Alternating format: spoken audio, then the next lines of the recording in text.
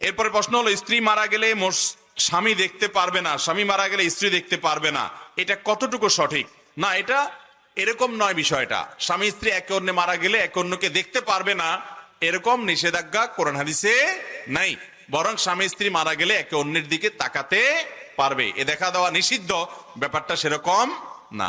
এরপরে প্রশ্ন হলো, প্রসবকালীন সময়ে মহিলাদের মৃত্যু হলে শহীদী মৃত্যু হয়, কথাটা কতটুকু সত্য?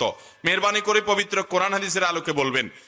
প্রসবকালীন সময়ে সন্তান প্রসব করতে গিয়ে সন্তান ভূমিষ্ঠ হওয়ার সময় কোন মা যদি মারা যান, মুয়াত্তা মালিকের এক হাদিস থেকে আমরা জানতে পারি আল্লাহ রাব্বুল আলামিন ওই মাকে শাহাদাতের মর্যাদা দান করবেন।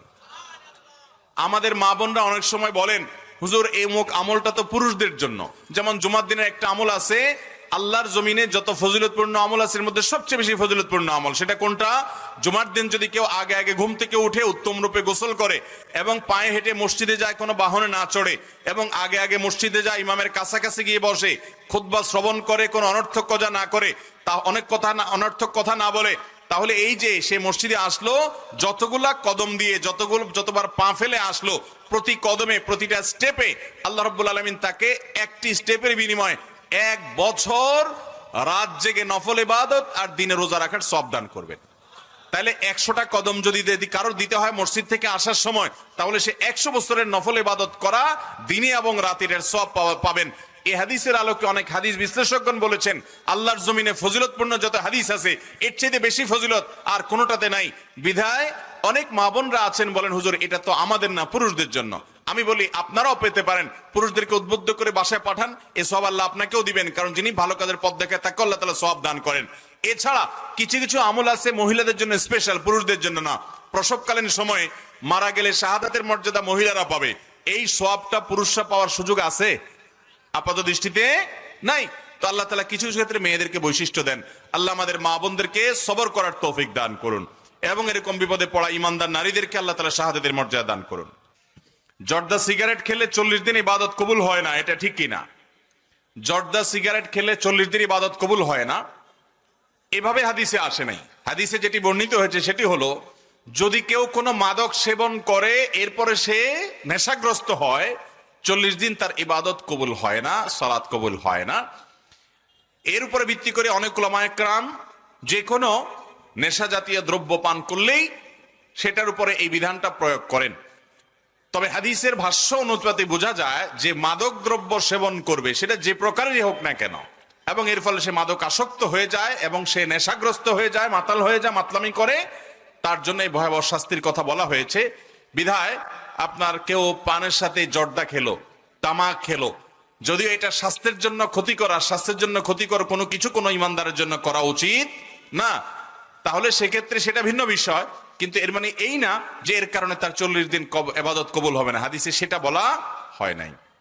আমাদের এলাকার অনেক মানুষ বিদেশ থাকে, কিন্তু ইসলামে বলা আছে স্ত্রীকে রেখে 3 মাস বা 6 মাস বাইরে থাকা যায়, কিন্তু বাস্তবতায় ঋণ করে বিদেশ গেলে সেই ঋণ পরিশোধ করতে 1 বছরের বেশি সময় লাগে। এখন তাহলে আমাদের করণীয় কি? ভাই, যারা বিদেশ যান বিয়ে করার পর, আমি তাদেরকে বলি আপনাদের বিদেশ যেতে 2 ধরনের ভিসা লাগবে। কয় ধরনের ভিসা? একটা ভিসা নেবেন যে দেশে যাবেন সেই দেশের এম্বাসি থেকে, আর আরেকটা ভিসা নেবেন আপনার বউয়ের কাছ থেকে।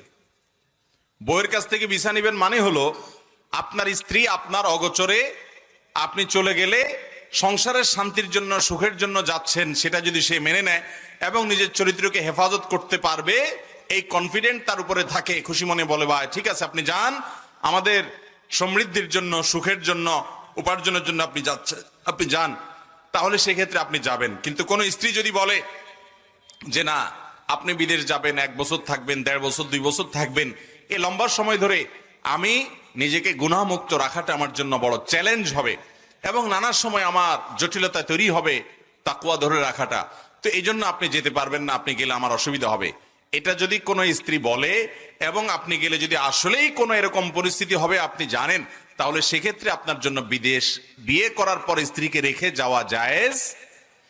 তবে এর মানে এই না যে শরীয়ত আপনার জন্য কোনো সময় ঠিক করে দিয়েছে, যেমন প্রশ্নকর্তা বলেছেন 3 মাস, 6 মাস বাইরে থাকা যায়, এর বেশি যায় না। না, এটা তো আপনার মন গড়া কথা। 3 মাস 6 মাস থাকা যায় এমন কোনো কথা নাই। স্বামী স্ত্রী উভয় যদি সম্মত থাকে, স্ত্রী যদি গুনাহ থেকে বেঁচে থাকতে পারেন আলহামদুলিল্লাহ, স্বামীও বেঁচে থাকতে পারেন, তাহলে 1 বছর 2 বছর 3 বছর বা আরো লম্বা সময় যদি বিদেশ থাকেন, সেটা শরীয়ত দৃষ্টিকোণ থেকে নাজায়েজ বা হারাম না। কিন্তু মনে রাখবেন, এরকম দীর্ঘ সময় স্ত্রীকে ফেলে রেখে বিদেশে পড়ে থাকা কখনো ভালো জিনিস। ইসলাম চায় স্বামী স্ত্রী একে অন্যের কাছাকাছি থাকবে, কারণ বিয়ের অন্যতম একটা উদ্দেশ্য হলো পবিত্রতা, চারিত্রিক হেফাজত, চরিত্রের হেফাজত। এই চারিত্রিক পবিত্রতা এটা নষ্ট হতে পারে যদি আপনি লম্বা সময়ের জন্য বিদেশে চলে যান। এই জন্য আমি বলি, যারা বিদেশে যেতে চান অবিবাহিত অবস্থায় যাবেন, উপার্জন করে পুঁজি সংগ্রহ করে চলে আসবেন। আর যদি বিয়ে করার পরে যান, তাহলে এমন প্রফেশনে যাবেন, চেষ্টা করবেন স্ত্রীকে সাথে নিয়ে যাওয়ার জন্য, থাকার জন্য, যাতে করে আপনার চরিত্রের হেফাজত থাকে। চেষ্টা করবেন তো ইনশাআল্লাহ? আল্লাহ আমাদেরকে তৌফিক দান করুন। আমাদের এলাকায় একটি প্রচলন আছে, মানুষ মারা গেলে 3 দিনের দিন কাপড় ধোয়া নিয়ে হাদিস বা কোরআন কি বলে? মানুষ মারা যাওয়ার পর 3 দিনের দিন কাপড় ধোয়া, এটা আবার কি? আমি নতুন করে জানলাম। হ্যাঁ, কি করে 3 দিনের দিন কার কাপড় ধোয়? একজন বলেন। হ্যাঁ, ও ফ্যামিলির সবার কাপড় ধোয়। চিন্তা করেন, এত কুসংস্কার এদেশে আছে যে সবগুলো আমরা জানিও না। মনে রাখবেন, মানুষ মারা যাওয়ার পর যারা মৃত ব্যক্তিকে দাফন করেছে, কবর দেয়াতে শামিল হয়েছে, তারাও ঘরে প্রবেশ করার আগে, বাড়িতে আসার পর তারা এমনকি ঘরে ঢুকলো, তাদের জন্য গোসল করাটা মুস্তাহাব। তাদের জন্য গোসল করাটা কি? মুস্তাহাব, ভালো। এছাড়া পুরা পরিবারের সবার কাপড় চোপড় ধুইতে হবে 3 দিন পর, এমন কোন কথা কোরআন হাদিসে কোথাও বলা।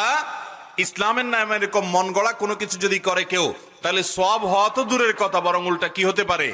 গুনাহ হতে পারে, বেদাত হতে পারে। বিধায় কোনো মানুষ মারা গেলে পরিবারের সবার কাপড় চোপড় ধুইতে হবে 3 দিনের দিন, এরকম কোন কথা কোরআন হাদিসে কোথাও বলা হয় নাই। এটা কুসংস্কার। এটা কি? কুসংস্কার। অতএব আমরা এটা বিশ্বাস করব না। এরপরে প্রশ্ন হলো, একবার কসম ভেঙে গেছে, কাফারা দিয়েছি, আবার একই কসম ভেঙে গেছে, তাহলে পুনরায় কাফারা দিতে হবে নাকি তওবা করলে হবে? যদি আপনি আল্লাহর নামে শপথ করেন, আমি আল্লাহর নামে শপথ করলাম আমি এই কাজটা করব। অনেক সময় দেখা যায় আমরা ভুল শপথ করি। যেমন ধরুন, কোনো বন্ধুর সাথে রাগারাগি করে বলল যে আল্লাহর কসম তোর সাথে আমি আর কথা বলবো না। আছে কি নাই? তো এরকম যদি শপথ করেন, এই শপথটা ভালো শপথ না খারাপ শপথ? কথা বলেন, ভালো শপথ না খারাপ শপথ? কেমনে খারাপ? কারণ কোন মুসলমান অন্য কোন মুসলমানের সাথে রাগ করে 3 দিনের বেশি কথা বলা বন্ধ রাখা জায়েজ। অতএব এই নাজায়েজ কাজটা যদি কেউ করে, তাহলে সেক্ষেত্রে খারাপ কাজ।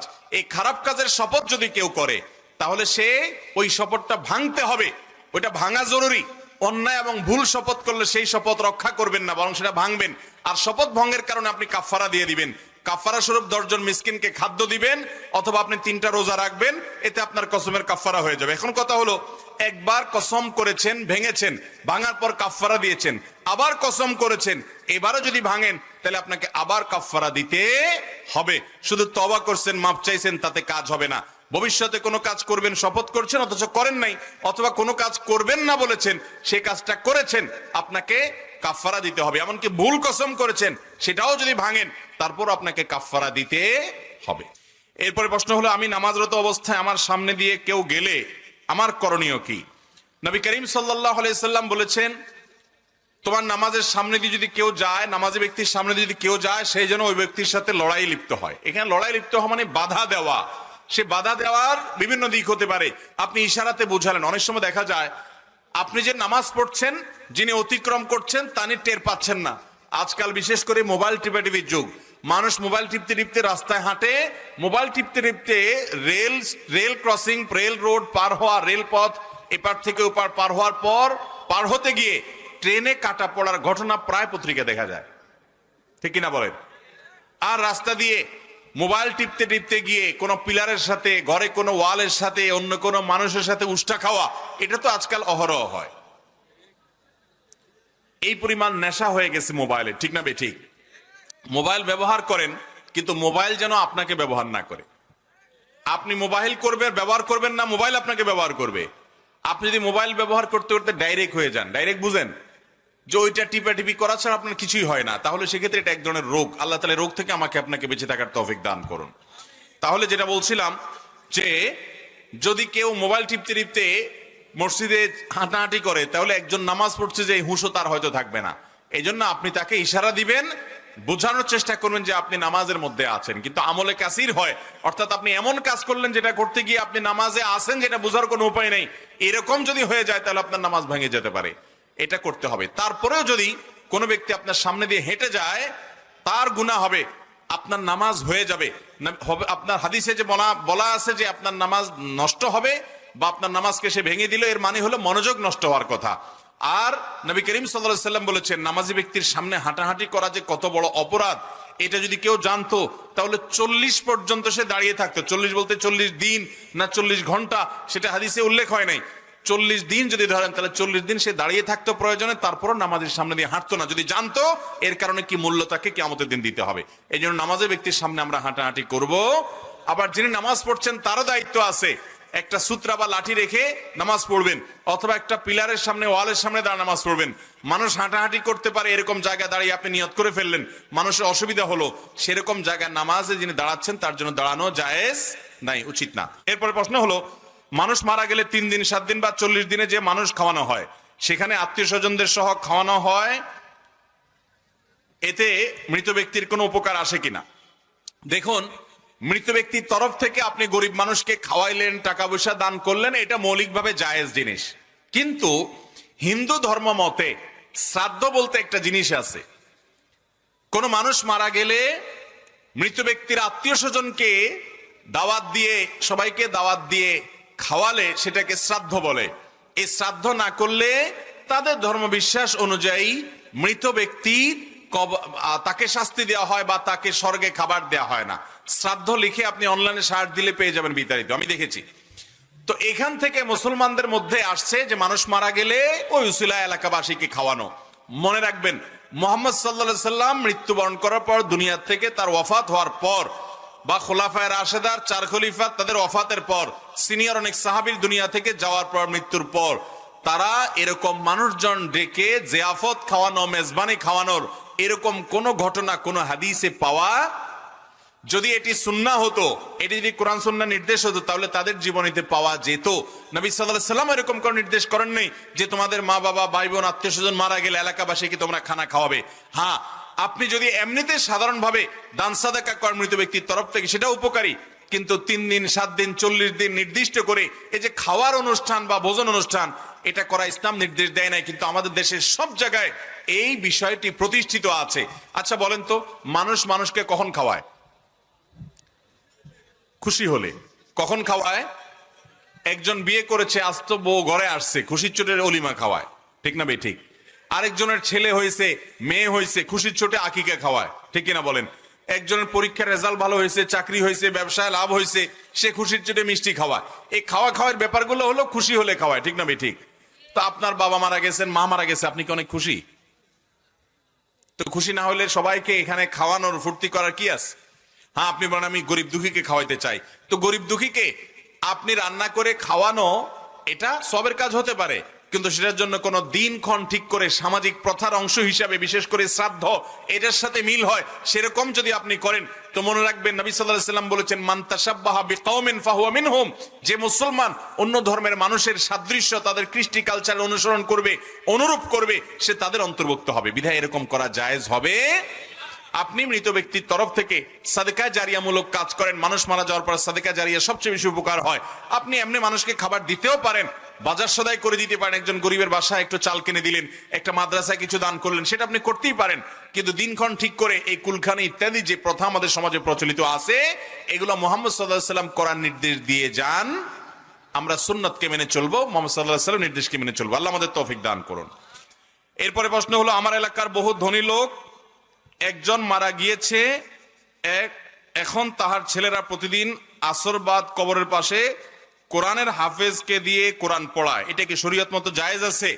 ভাইরা আমার, আমরা অনেকে মা বাবার কবরের পাশে মাদ্রাসার ছাত্রদেরকে টাকা পয়সা দিয়ে ঠিক করি তারা যেন বসে বসে কোরআন শরীফ পড়ে, অথবা মা বাবা মৃত্যুর পর তাদের লাশের চারপাশে বসে বসে কোরআন শরীফ পড়বে, আমরা টাকা দিয়ে লোক ঠিক করি, অথবা এমনিতেই তাদের জায়গা তারা বসে বসে কোরআন খতম পড়বে, কোরআনে কারীম তেলাওয়াত করবে, তার জন্য আমরা টাকা দেই। ভালো করে শুনে রাখেন, মৃত ব্যক্তিকে সওয়াব পাঠানোর উদ্দেশ্যে কবরের কাছে হোক, লাশের পাশে হোক, আর অন্য কোনো জায়গায় হোক, লোক ভাড়া করে এনে কোরআনে কারীম তেলাওয়াত করানো এটা নাজায়েজ।